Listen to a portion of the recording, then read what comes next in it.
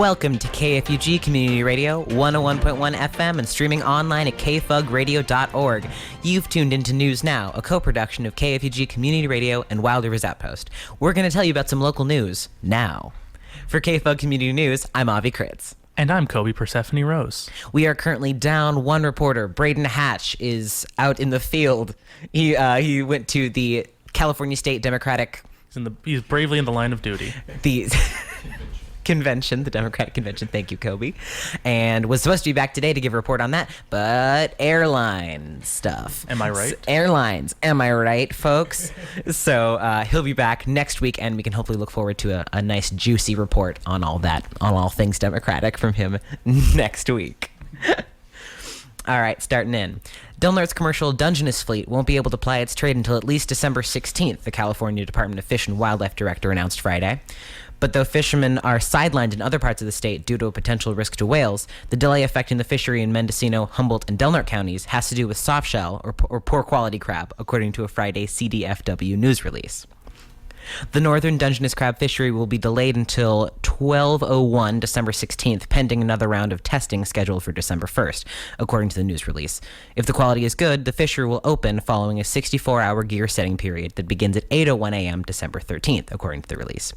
Meanwhile, State Senator Mike McGuire, who chairs the Joint Committee on Fisheries and Aquaculture, will host a hearing on the 2019 to 2020 Dungeness season from 9 a.m. to noon tomorrow in room 112 at the State Capitol in Sacramento.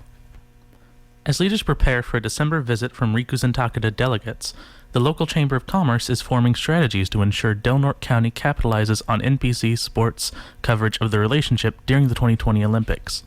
The Crescent City Del Norte County Chamber of Commerce received money from county supervisors and harbor commissioners Tuesday to hire a consultant to spearhead a public relations campaign ahead of the 2020 Olympics in Tokyo. Part of the project's goal is to solidify and enhance the sister city relationship between Del Norte County and Ricus and Takeda, as well as to grow community pride and enhance disaster preparedness, Chamber Executive Director Cindy Vosberg told the Wild Rivers Outpost. The PR project also seeks to increase tourism and stimulate economic growth in Crescent City and Del Norte County, according to Vosberg. Quote, "We have an opportunity that we've never had before in a positive light, and we may never have again, at least not in my lifetime," Vosberg told county supervisors before introducing them to Rob Holmland, owner of Eureka-based Malix Consulting. "We have millions of dollars of positive exposure on NPC sports. As a small community, how do we capitalize on that? How do we help our community grow with community pride?" As the consultant on this project, Homeland will work with a broad coalition of partners to create a marketing, branding, and public relations project to exploit media attention Del Norte County receives from NBC Sports. The project will cost an estimated $59,000, according to Vosberg, who requested $15,000 from the county. On Tuesday, 4 members of the Board of Supervisors agreed to an initial budget transfer of $10,000 to the Chamber of Commerce. According to the staff report, that money was originally intended for the Tri-Counties Economic Development Authority for Economic Development. County Administrative Officer Jay Serena said the remaining $5,000 would have to be transferred from a different county fund, a decision supervisors will take up at a future meeting.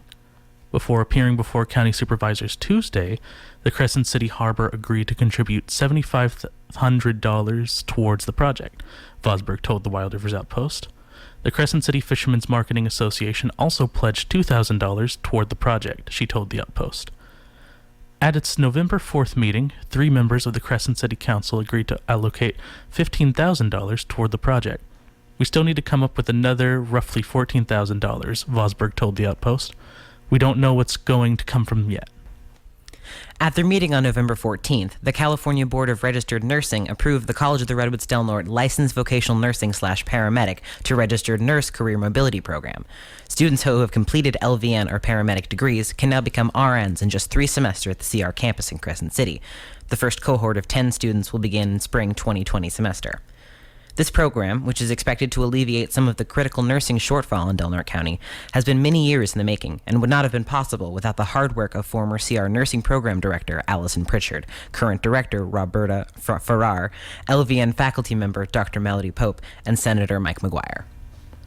Local performing arts maven Stephanie Latour has taken on her latest role as Executive Director of the Del Norte Association for Cultural Awareness, better known as DNACA. DNACA. Latour brings to her new gig a life's worth of performing knowledge, as well as expertise in event planning and extensive experience in the nonprofit sector. Recently, KFUG Community News sat down with Latour to find out more about her history and her vision for the future of DNACA. So, Stephanie Latour, when did you take over as executive director at DNACA? Well, my very first day was actually Saturday, November 9th. I got to start off with the drum circle down in Klamath. So that was a lot of fun. So this whole gig, it's right up your street here. You've as far as project management and entertainment and the nonprofit stuff, you've done all of this. Yeah, it's a really nice combination of a lot of the skills that I've learned over the years, a lot of work experience that I've had over the years, and a kind of a chance to bundle that all together into one package. And I'm really excited to be back in the nonprofit sector also, especially in the arts, which is something that I've had a lifelong commitment and interest in. Tell us about that. What's your history? Give us your CV. Oh, sure. Well, let's see. It started off pretty young. When I was young, I used to do plays and dances and things at school, segued into community theater as a teen. And then into my 20s and beyond, I actually used to make my living as a performer with some tours and civic light opera productions, which I really enjoyed. Once we moved up to Del Norte, though, it's kind of difficult to make your living up here as a performer. And so I segued into working with Lighthouse Repertory Theater. I was on their board of directors. I performed and directed there also. And then also some productions up in Brookings, up at Ellensburg Theater in Gold Beach. We do a number of shows up there, concerts. I did my very first Patsy Cline tribute show up there earlier this year. That's called Queen of Country. That was kind of like a lifelong goal that had been out there for me. So that was really fun. Do you have another performance of that coming up at all? Because I did not know that, and I would love to see that. Because I know you primarily as a singer. Right. And I love Patsy Cline. So. Yes, and she's one of my favorites too. And I don't have one on the calendar right now, but if you follow me on Facebook, okay. I try to put up those types of concerts and shows on there to keep people just aware, just in case they're interested. And so it's right now more about the singing for me. And I have a band. It's called Stephanie Latour and the Reverbs. Oh, wow. So you might see us around town. And I'm just really enjoying, that's actually the very first band I've ever been in. Really? All the singing and performance? Yes, and you've never been... Wow. It's always been with an orchestra, a full orchestra, or canned music, recorded music. And so this is really fun. That's a different experience, It isn't is. it? Yeah. It's a whole different energy when you're performing, but it's great because you're supported by these other people and you're not just up there all by yourself. Yeah. So I'm really enjoying that too. What was the talent award? I remember you winning. Several years ago, I was the Curry County Talent Champion from the fair. And then I actually went up to the state fair and competed, and I was the state fair talent champion. That's awesome. That's so cool. That was really fun. What did you do? I sang I'm a Woman by Peggy Lee. And I really thought it was going to go to somebody else. So it was kind of one of those classic moments where third place is announced and it's not me, and second place is and I'm like, okay, well, I didn't win, that's fine. And then they say first place and they say my name, and I must have looked really fake, like, who, me? Not me. With a Peggy Lee song? Well, I just thought this other group was sure to win. They were so talented, and but it was me, and so gosh, that was really fun. Well, it sounds like you're going to bring a lot of experience, all kinds of experience that'll all be relevant at DNACA. Yeah, it's been really great so far. I really look forward to learning more about the other side of the arts in Del Norte County. What's that? What's the other side? The other side would be things like actual artwork, like paintings and drawings and watercolors, things like that. All of those artists that I've had just kind of a surface introduction to as an appreciator of their art, or doing a performance at an art walk type of event. So I get to see one artist artist's artwork for that month. So I'm really looking forward to meeting more of those folks and getting to know them. And then also just being able to connect with artists who are coming into our area to present concerts. And a lot of those performers also do then arts in education. So they're going out to the schools to touch the children, which I love that idea. I'm also really excited about the arts for veterans programs that Danaka has, and those seem to be going strong.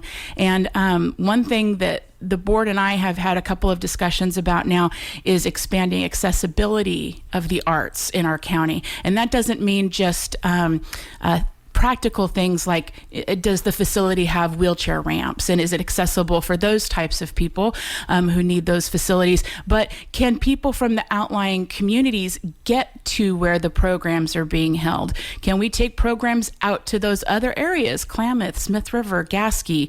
And then also something I would like to work on is bringing arts into assisted living facilities for senior citizens. Wow. Part of my background since I've been here was working with senior citizens as an activity director. And we were very fortunate at our facility because we were able to take the van and take residents out to cultural activities in the community, even if it was in the evening or on the weekend. But not every facility has that opportunity for their residents. So can we bring the art to them in some meaningful way? I'm really excited about that possibility. Wow. So I guess a lot of folks, myself included, we know Danaka and have known Danaka for a lot of years, but we know it as like, the shows that show up, the acts that come through and the shows put on at Crescent Elk. But there's a lot going on with the Danaka as far as getting out into the community. Absolutely. Like the art with art for veterans, right? That yes. Yes, there's art programs for veterans, and that includes the drum circles, the guitar lessons, songwriting lessons, all sorts of great programs there. There's also the Poetry Out Loud program for high school students, and that's a state program, and so the students have a chance even to advance in a competition and get exposed to some great works of poetry. There's also like I said, the arts in education, where they're coming into the schools to talk with the children and the youth, and just kind of keep growing all of those exposures to art in all of its various and different forms. That's so important for, I think, every segment of the population.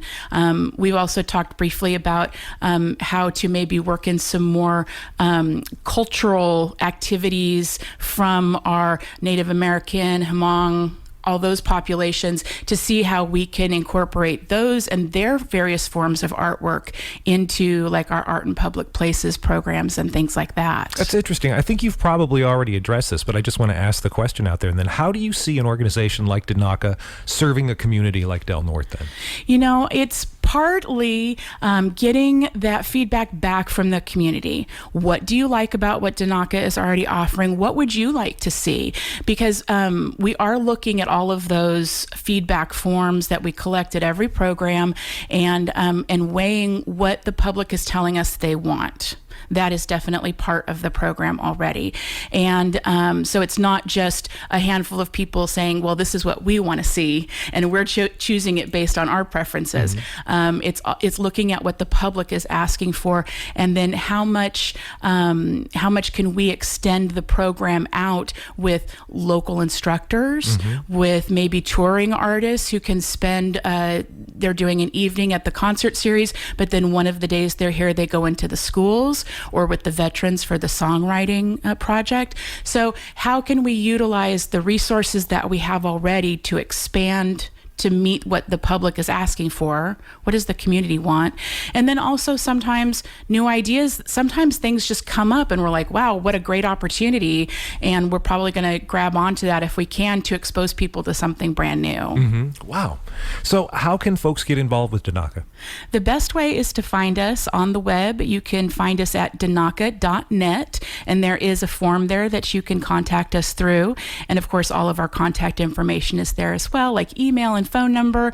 And then also on Facebook, we put up a lot of information on our Danaka page on Facebook, including events for different programs that are happening, so you can get invites that way and just keep up with everything that's going on. What was interesting is reading the Wild Rivers Outpost article and getting to the bottom, or I think Jessica put it in at the top. I always forget what Danaka stands for. Okay. So go ahead. Right. It's the Del Norte Association for Cultural Awareness. And I think the reason I've always forgotten is that for as long as I can remember, it's just always been Danaka. Right. It's been branded just beautifully. Right. You know? Right. Exactly. Yeah. And, Holly Austin, who was the very first person to put all of this together over 30 years ago now, and she just did such a tremendous job of really making this really a cornerstone in the community. Yeah. And then Steph Wenning, who was her successor, she did a great job of kind of taking it to the next level and expanding and really making those programs very rich. And so that's my benchmark now. And I'm hoping that with the board's help and the community's help, we can even take it to the next level by expanding, like I said, the accessibility of our programs and really getting the arts into every corner of the community. Beautiful. So are you just the third executive director then? That's right. Isn't that Wow. amazing? For any organization, that's an right. amazing thing. Wow, That's right. good. And the board said that they expect me to stay there longer than Holly did. And so I said, well, now at least I know what I'll be doing till my retirement comes. Exactly. And that's what you ask him. What's the Danaka retirement package? That's then, right. That's some job security there. Well, Stephanie Latour, congratulations and best of luck on your tenure, however many decades it lasts, as executive director at Danaka. And again, good luck. Thanks for coming in and talking to Well, us. thank you. Thank you so much. We really appreciate it. And I'm real excited about this opportunity. For more information on all things Danaka, call 707-464-1336, email them at danaka_cc@icloud.com, or follow them on Facebook. In other news, the Yurok tribe released the unofficial results from its runoff election last week. With 57.81% of the vote, Mindy Marie Nat will continue to represent the Pequon district on the Yurok Tribal Council, according to the results. Meanwhile, Lori El Hodge, who received 59.78% of the vote, will represent the tribe's East District, according to a news release from the tribe. Nat's opponent, Julia Maggie Snyder, received 42.19% of the vote Wednesday, according to the Yurok tribe. Hodge's opponent, Joe O'Rourke, received 40.22% of the vote, according to the tribe. The tribe's election board will meet tomorrow to clarify the election results, according to the release. Del Norte will host 35 delegates from his sister community in Japan next month. The visitors include 12 to 13 principals and teachers from Rikuzen Takata and nearby Icho Neseki. Del Norte Unified School District Superintendent Jeff Harris told the Wild Rivers Outpost on Thursday. Another 12 to 13 delegates will take part in a series of workshops on women leaders in business, healthcare, and government. 5 Japanese high school students will also visit Del Norte County to spend time with their American counterparts. The Japan delegation will arrive at 7 p.m. December 8th, said District 2 Supervisor Lori Cowan, who has organized the Women's Leadership Workshop along with Crescent City Councilor Heidi Keim. Their visit will start with a party starting about 30 minutes before the plane lands in Crescent City, Cowan told the Outpost. Quote, the more people from the community there, the better. The visit comes ahead of a feature story on NBC Sports, which is expected to air during the 2020 Olympics in Tokyo, on the sister city relationship and its origins between Del Norte and Rikuzen Takata. An NBC camera crew will document December's cultural exchange, said Crescent City Mayor Blake Enscore. The Consul General of Japan will also visit Crescent City from San Francisco to address the delegation, Enscore told the Outpost. The latest visit of teachers and other officials from Japan to Del Norte County is funded through a $150,000 grant from the U.S. Embassy, Harris said. It builds on a cultural exchange began in January, focusing on working with students who have lived through trauma. The U.S. Bureau of Reclamation has announced it will scrap a water plan the Yurok tribe says led to drought conditions on the Klamath River last spring. The decision comes after the 2019 water plan was challenged in court by the Yurok tribe, the Pacific Coast Federation of Fishermen's Associations, and the Institute for Fisheries Resources. According to the tribe, the 2019 water management plan on the Klamath required low flows, which in turn led to an outbreak of disease among the river's salmon population. Quote, "We had no choice other but to take the Bureau to court because the Klamath Plan is killing the river," said Joseph L. James, the chairman of the Yurok tribe. Quote, "The Klamath salmon stocks are currently in an extremely fragile state as the fish population is only just now starting to rebound from previous disease outbreaks." Aside from the inadequate river flows last spring, the Yurok tribe cited many problems with the plan, including a lack of critical review of the hydrologic and biological analyses it was based on. The tribe conducted a detailed review of various elements of the plan, including how salmon habitat was affected by flow reductions. The review revealed serious and systematic errors in the BOR's analysis of fish habitat, and this discovery is what led to the Department of Interior's decision to scrap the 2019 plan and reanalyze the effects. Although the Yurok tribe views this as a victory for the river, significant concerns about DOI's proposed process to update the plan remain, including what the tribe perceives as a rushed process, as well as a lack of technical participation by the Yurok tribe and other parties. The BOR indicated it intends to develop a new water plan by April 1st. Pacific Pantry shelves are nearly bare for the holidays as City of Crescent City Community Development block grant funding ended last month. In order to ensure pantry doors remain open to Del Norte's many food-insecure individuals and families for the holidays and beyond, the Family Resource Center of the Redwoods and Del Norte and Tribal Lands Community Food Council are launching a multifaceted fundraising campaign to raise $25 by the close of 2019. $25,000, I apologize, by the close of 2019. KFUG Community News spoke to Amanda Hickson, Del Norte and Tribal Lands Community Food Council Food Program Director, about the pantry's funding and future. Could you take us through the changes in the pantry's funding structure and how those changes have affected the pantry's operations? Yes. From April 2018 until October, about the latter half of October of 2019, the pantry was funded through a City of Crescent City Community Development block grant. And with that funding, the pantry, we had about $20,000 a month to run the pantry, to pay for staff. We had 3 paid staff that were managing and running the pantry and procuring all of the food that was in the pantry on the shelves. And we went from that budget to $0 a month budget as of the end of the CDBG grant. So the pantry has seen some drastic changes, and we did anticipate the end of this grant, and I, as the food program director of the Donato Community Food Council, have been strategizing, anticipating the end of this grant, trying to figure out how we can keep the pantry doors open even when this funding ended. But it has been a big change, and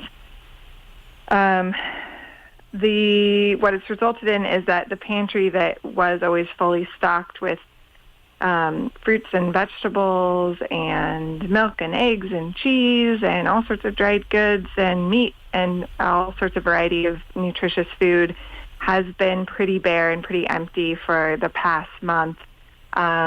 But the exciting thing is that we launched a fundraiser, and that has grabbed the attention of this community, and it's been really inspiring to me to see the community just coming together.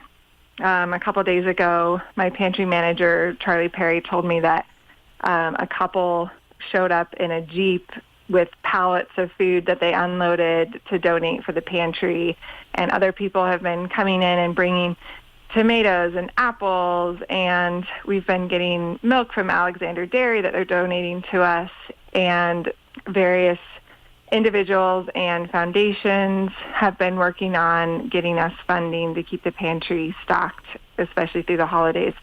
So that has been really inspiring to just see the community step up and come together for the people here that don't have enough food to eat and don't know how to get enough food to eat for themselves and their family. I know we talked about this a little bit in the previous story that we did, but you offer kind of like a shopping sort of pantry experience for a lot of people who may have like restrictions or anything else. Could you kind of go into that a little bit, explain what it is and why is it important to have that kind of choice pantry? Yes, the Pacific Pantry is the only choice pantry in the whole Del Norte County.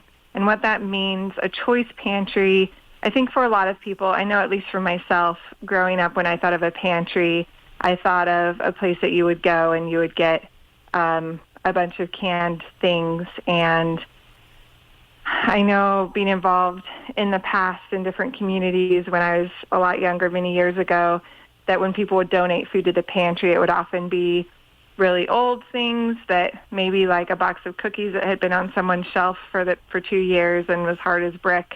And so that's kind of what was conjured in my mind when I would think of a pantry for many years. And the amazing thing about a choice pantry, and especially designing pantries that are focused on nutrition and are focused on giving equitable choices to people that are food insecure, is that it allows people the dignity of choice, of coming in and saying, I get to choose what I'm going to take home, and therefore they get to choose the things that they like, they get to choose the things that they can eat, and they also are able to, it reduces food waste a lot. Because with models where people come and they just are given a bag of food, what happens a lot with a lot of the food is that it's left in the parking lot, or a lot of it is left somewhere because the person doesn't actually want a lot of the food that's in that bag. So a choice pantry gives people dignity and choice and reduces food waste. So we really like that we have that model. But I should say, kind of as a caveat, that when the funding, the CDBG funding ended, that and our items in the pantry have been extremely limited, that we were giving out bags for a couple of weeks because there just wasn't enough items in the pantry to follow. Our established model was that people could come in and based on household size would get to pick a certain number of items. And we had many items to choose from. Now with the pantry shelves being pretty bare and our funding ending, we haven't had very many items to choose from. So for a couple of weeks, we were giving people bags of basically just what we had to offer. But we did tell people, please look through the bag. If there's something you're not going to use, please leave it so that someone else that would use it will pick that up. But with funding coming in and donations coming in, we have been transitioning back to our choice model where people will come and they get to choose what a certain number of items that they can take home with them. I know we also in our past hour we also looked into the Cal Recycle grant that you're going to be receiving. Will the Cal Recycle grant help to keep the choice pantry open, or is it meant for other purposes? It will. The purpose of the Cal Recycle grant is to sum it up in a couple words, the purpose is to pull as much food out of the landfill stream as possible, edible food. So the funding through Cal Recycle specifically is for us to try to recover 400,000 pounds of food by April of 2021. The great thing about this grant and the perfect timing of it as well is that a lot of the food that's being rescued needs to go somewhere. And so we're able to use the food that we're rescuing and stock the pantry with it as well. So it will, and the grant has already started. We got notice to proceed a couple of months ago, and our food rescue coordinator, Meredith Knowles, has started working a month ago. And so we already have started rescuing food, but it's just in the beginning stages. It's really going to get ramped up, and there'll start to be a lot of food coming in that we'll be able to give out through the pantry and then other places as well if we have excess. The fundraising that you're doing now, is this more of a short-term thing, or is this something you'll have to continue doing? That's a really good question. At least for the short term, we are not able at this time. The City of Crescent City Community Development Block Grant, the city was not able to reapply for funding until next year. And so the process, if we were we'd have to go through an application process with the city. And if we were picked as one of the 2 entities that would receive the CDBG funding, the process until we'd actually have access to that funding we wouldn't have it until November of 2020. So we know that at a minimum, we have at least 1 year where we don't have that CDBG funding, and that we need to have a plan for this year. And there's no guarantee that we would actually receive the CDBG funding come next year. So right now, it's kind of the emergency, put out the fire that's burning you phase. And then we will, as we have the pantry shelves stocked for the holidays, we'll definitely be looking at how do we proceed moving forward. We're actually having a forum and a holiday dinner for pantry patrons, where we hope to bring as many pantry clients together as possible and talk to them and hear what their hopes are and their wants are as far as a pantry goes, and what they would like the pantry to look like moving forward, and their stories about why they need the pantry. So we're hoping to gather more of that information when we have our forum for pantry clients on December 6th. Great. Where are you holding that forum? That is going to be at the Family Resource Center of the Redwoods, the same location where the Pacific Pantry is. Great. It's going to be in one of the other rooms there. The goal you're looking to fundraise now, $25,000. How long do you expect that to last? Optimistically, I think that we could run the pantry pretty well with about $5,000 a month. So if we were able to raise $25,000, that would get us through. We also have a little, a couple $1,000s through a FEMA Emergency Food and Shelter Program grant that we were rewarded a couple months back and just got the funding for. So I think that if we raise $25,000, we can keep the pantry doors open and supply nutritious food for our families here in Del Norte for through April, if we were able to raise $25,000. Great. Of the many ways people can contribute, which one is the best for the pantry?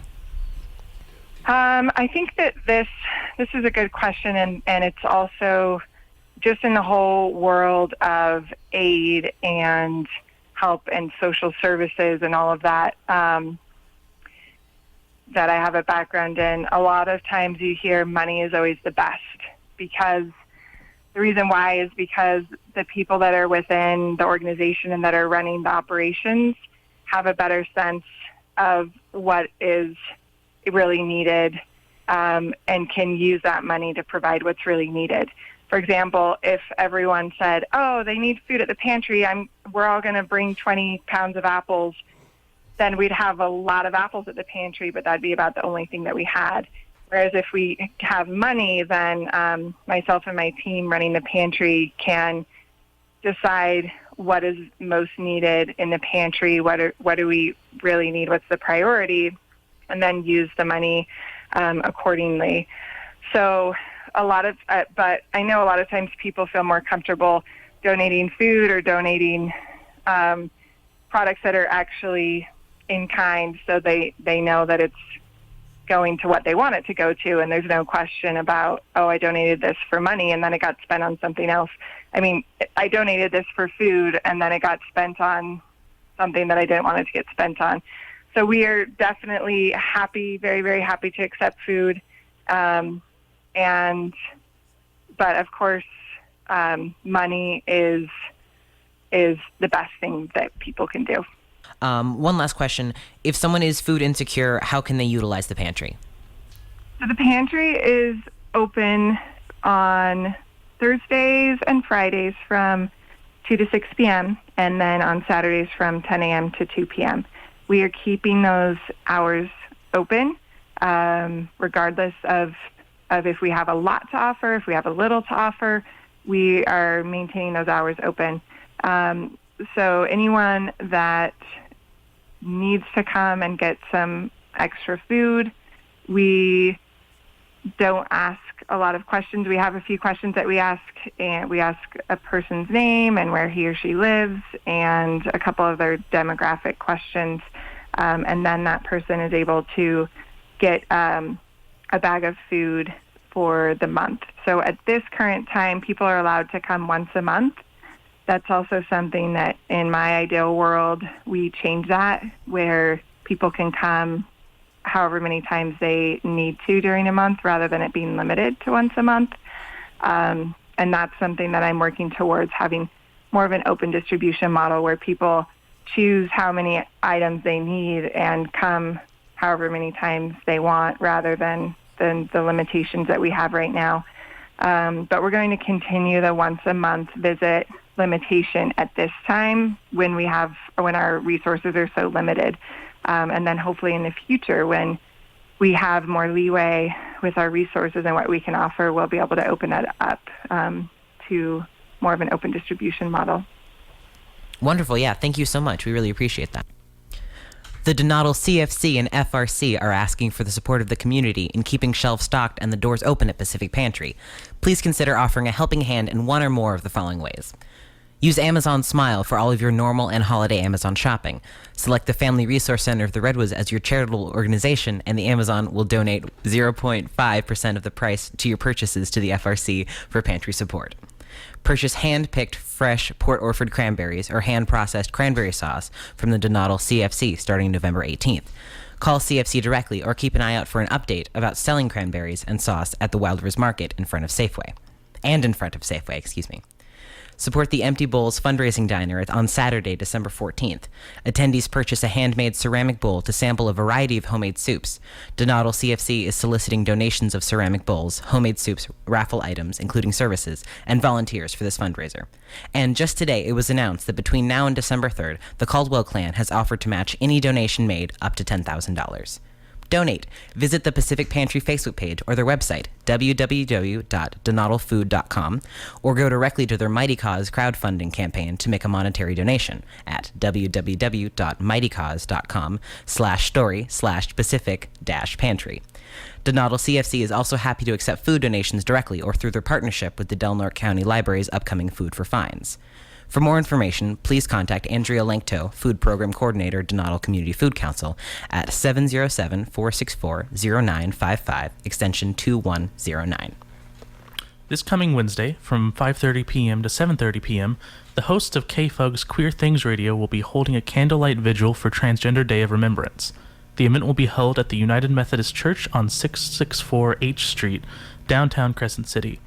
All are welcome to come share their respects, but this trans-led event is to honor the transgender people we have lost to transphobic violence, and there will be no tolerance for intolerance. Thank you again for tuning in to News. Thank you again for tuning in to News Now. To hear more episodes, check out our website, kfugradio.org, or our YouTube channel. Special thanks to Wild Rivers Outpost and Jessica Sanar, Crescent City Bureau Chief, for providing great content. Tune in next week to KFUG Community Radio 101.1 FM and streaming online at kfugradio.org to hear more from your favorite local radio station.